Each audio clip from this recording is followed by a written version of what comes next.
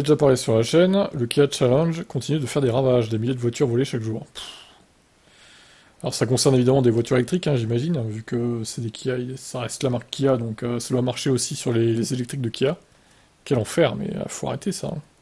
C'est Hyundai aussi qui est victime de ces vols, quoi. Il n'y a pas que Kia, hein, au final, hein. Donc c'est des Hyundai et Kia fabriqués entre 2015 et 2020. Bon, apparemment les plus récentes, comme la V6 par exemple, ça ne marchait pas, quoi. Heureusement, des dizaines de compagnies d'assurance sont également intentées une action en justice contre Kia et Hyundai, arguant du fait que l'absence de dispositif d'immobilisation du moteur constitue une violation des règlements fédéraux. Comme le rapportent nos confrères de Vice, la ville de Chicago est la dernière ville à avoir porté plainte. Selon la municipalité américaine, plus de 8800 véhicules Kia et Hyundai ont été volés en 2022, ce qui représente pas moins de 41% de tous les vols de voitures signalés dans la ville sur l'année.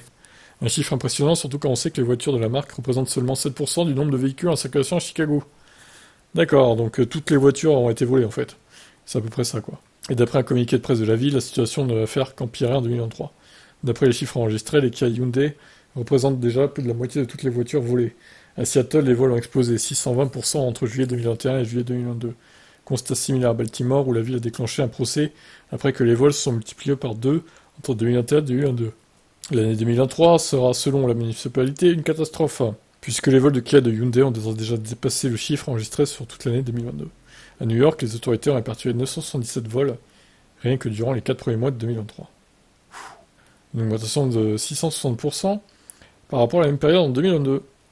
Mais bien entendu, la pomme revient à Milwaukee, épicentre du Kia Challenge. En effet, la grande ville du Wisconsin affiche un pourcentage effrayant, plus 2500% de vols en 2023. Pour vous donner un ordre d'idée de l'ampleur du phénomène, ça représente 16 Kia Hyundai volés par jour. Pardon.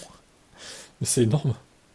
On note une augmentation des vols dans une moindre mesure à Los Angeles, Détroit, Norfolk, Burlington, Portland, Oregon, Charlotte, Omaha, ou encore Louisville et Saint-Paul.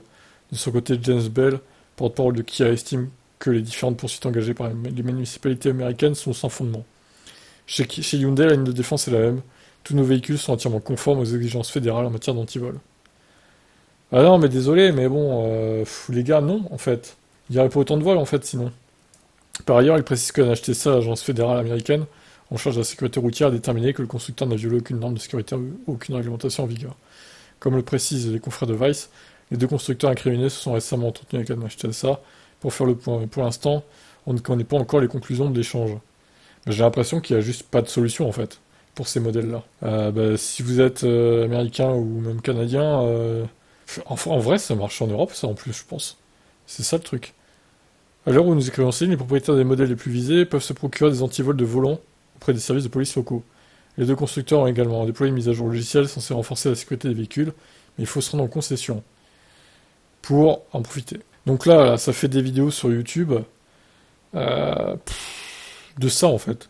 Le mec a 8 millions d'abonnés, 3 700 000 vues. Il vole une Kia et voilà, personne ne dit rien, quoi. D'accord. Je vais faire pareil, du coup, je vais me rendre aux États-Unis, je vais voler des Kia, ça va être sympa, je vais faire le buzz comme ça. Non mais attendez, enfin, c'est vraiment trop, quoi. Bon, je mets pas lecture, hein. On peut lui donner des vues non, lui non plus là. Il mérite pas, hein. Donc le mec, en fait, il vous dit la méthode pour voler une Kia, quoi. C'est honteux. Oh là là là là, mais c'est honteux, quoi. Bon, alors j'imagine que c'est pas un vrai vol, hein, ça doit être à lui, la voiture, ou un pote à lui. Mais il décrit exactement la méthode comment faire, quoi.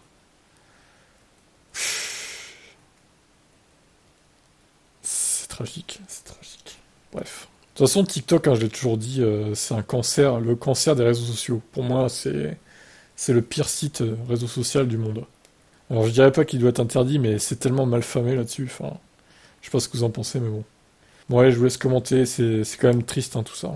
Mais du coup, moi, je m'interrogerais, hein, si vraiment ça concerne aussi les Kia et Hyundai européennes. Parce que du coup, entre 2015 et 2020, ça en fait des voitures quand même, hein. Même mon ancien Kona a été concerné au final, il était de 2018. Donc bon, là mon Niro est 2023, donc normalement ça va. Enfin 2022. Donc voilà, mais bon, c'est un peu inquiétant tout ça, hein. Allez, ciao.